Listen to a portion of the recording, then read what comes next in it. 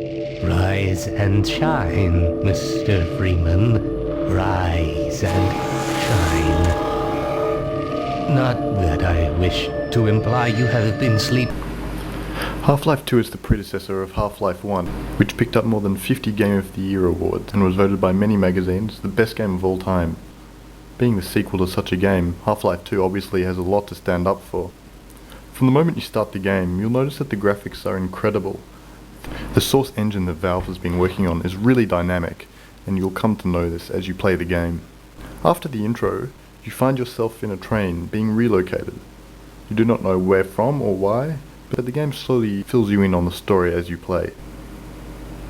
One thing I loved about Half-Life 2 was the environment. It's a beautiful game that's set in many outside locations. This is a nice change from all the dark, gloomy FPSs that I've been seeing recently, such as Doom 3 and Fear. But you will need a decent PC to run it at a nice setting. One thing I loved about Half-Life 1 was the gameplay was never boring. You were never doing the same thing for too long.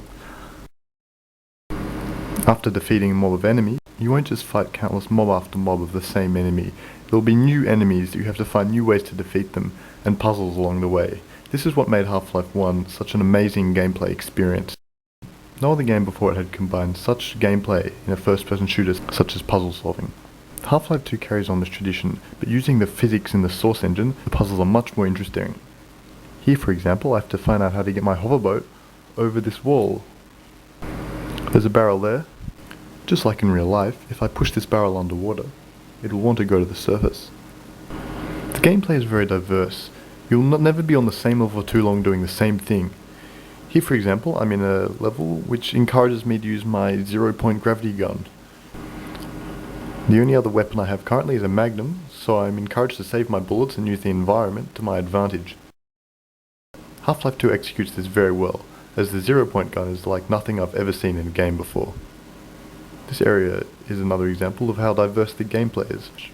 First you're driving on a mountain range, then you're inside a small little village fighting away zombies. Here's another example of using the landscape to your advantage. I'm using a propeller here to kill the horde of zombies coming towards me.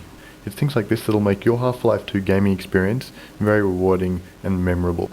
Half-Life 2 carries on the traditions of Half-Life 1 very well, and certainly has the right to call itself the predecessor to the greatest game ever made.